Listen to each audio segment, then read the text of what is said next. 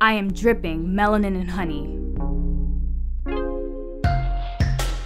I am black without apology.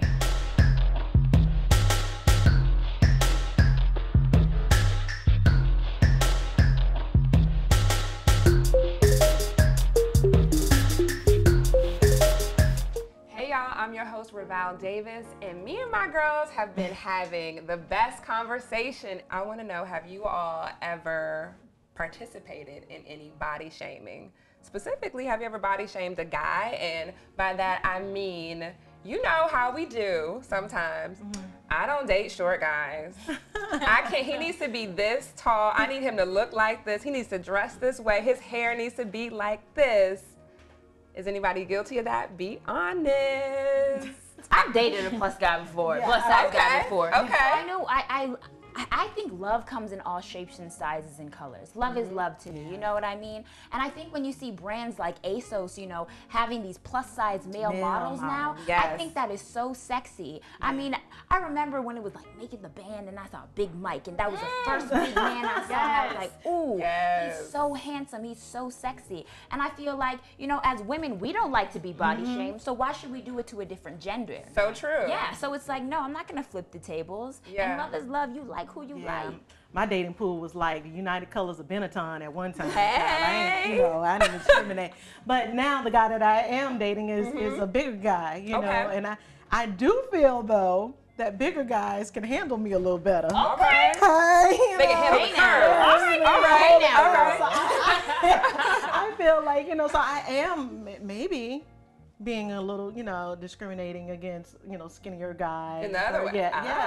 Because I'm more attracted to bigger guys. I get that. Because I feel like they can handle all this. You like what you like. Yeah. You like what you like. Okay. Now, speaking of double standards, if someone calls someone fat, right? We all look at them like, oh, how could you do that? Why would you do that? That's so wrong, right? Yeah. But often people call other people skinny.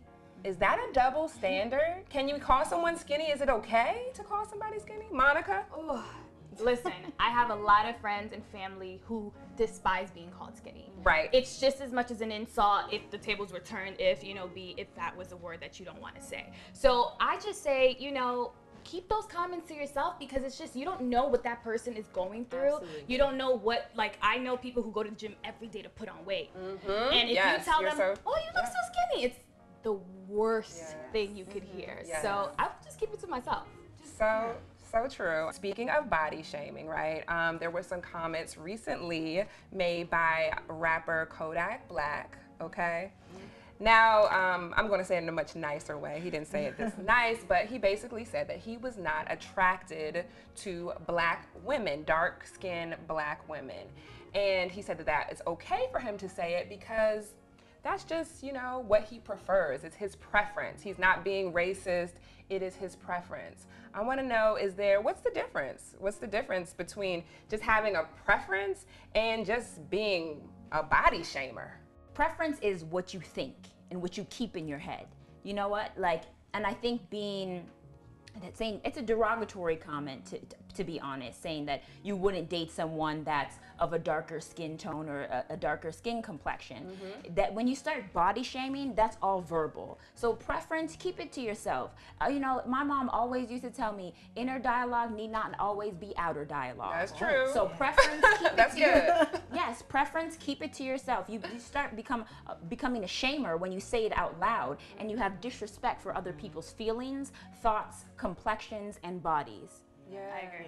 Yeah, I mean, and even still, I have to say that it's always about the intention, right? So I have a preference. My father is a dark-skinned man, so I grew up just thinking my dad was like the best, most handsome guy in the world. So I go out into the world and look for dark-skinned, fine men. You know, that is my preference. But it's not to say that I have any sort of inner self-hatred about being a lighter person, and I would go and to some light-skinned man and say, oh, I'm not going to date you. I'm still open to everything. But I have a natural preference because of my relationship that's a reflection of the love I have for my dad, right? You gravitate towards that because it's natural. Yeah, it's a natural thing. So I think you can have a natural, something that's based in love. love, right? As opposed to something that's based in self-hatred. I think that's what's really problematic with what Kodak Black said, is that he is a dark-skinned man. Haitian man. Right. Yeah. Most likely your daughters are going to be dark-skinned. You know, what are you going to say to your dark-skinned daughter when she says, oh, I found this quote that says you don't think dark-skinned women are pretty? You know, that's really very problematic is what I would say. Any thoughts on that? That's the thing. When, like, I noticed that when people talk about having babies, they rather have someone that's lighter skin of a different culture, so they have a mixed baby so it could look a certain way. Like curly hair. Yes, they want to have the good hair, right? So true, Oumou. That's a good point. Monica? It's disappointing because I come from a place where, you know, like going back to your conversation, in my culture, mejorar la raza means to better the race. So in my country, it's always, you know, pushed to date a white man with blue eyes because, you know, my family is right next to Haiti, so we all are dark. So to now know that Kodak Black is a Haitian black man speaking about saying, I don't like black women out loud, it's so sad. Well, so there are lots of things in our society that they look at as flaws about us, right? And so I want to know, is there anything when you look in the mirror that someone else may say is a flaw? Maybe your dark skin, your curvy body, but you know that it is actually something that you love about yourself and you've kind of turned it into your calling card, who you are. Come on, Kimberly. Oh, well, being that I am juicy. Yes, juicy. Give us the juice. When Khalees came out with that song Milkshake, I thought that was all about me. It is, girl. Because I have a like 4-second delay when I stop walking. My butt still jiggles. Everything still kind of moves for like 4 seconds. So it's like da da da da da da da da, and then it stops. Yes. So I feel that that's like my little thing, you know. And I'm proud of it. I'm like, it is what it is. That's what God gave me. Absolutely. So yeah, I got a little jiggle in my walk. I don't mind. I saw that jiggle. You saw it, girl. Jiggle's cute. Yeah. I think for me, I guess my signature, would be my eyebrows. I have thick eyebrows. Everybody's on that eyebrow wave, you know. Everyone's Been on it. Exactly. And I was like, I've been rocking these bushy brows since 1994. Yes. I'm proud of it. I have it, and I embrace it. It is who I am. It's my signature. It's my trademark, and I will forever be a bushy-eyed babe. Yes, bushy-eyed babe. I like that. Yes. Oumou, is there anything Um, that you love about yourself? I don't know. Like over the years, I just learned to accept everything. I'm just like. Over the years, the 16 Yeah. years? Yeah. Well, 17. 17 But yeah, years. I don't know. After a while, I just don't care. I will agree with you. I used to hate my skin without makeup. Like I used to have eczema all over my face. I used to have hyperpigmentation. Well, I still do. But I just learned to just be more candid with the world. And especially on YouTube, like everyone wants to portray themselves as like not having flaws. But I realized by showing my flaws, it's just opened up this window of girls that are like, oh my God, you're just like me. And I'm like, yes, girl. And I'm here for it. I'm not ashamed of it. And neither should you. Like, it doesn't. So true. It doesn't bother me. Like Beyonce said, flaws and all. Love it. You gotta love me for my flaws and all. And I also feel like it's important for women to just tell each other, like, you're beautiful. Yes. I feel like in today's day and age, it's so weird to tell a girl, where'd you get your lipstick from? It looks so good.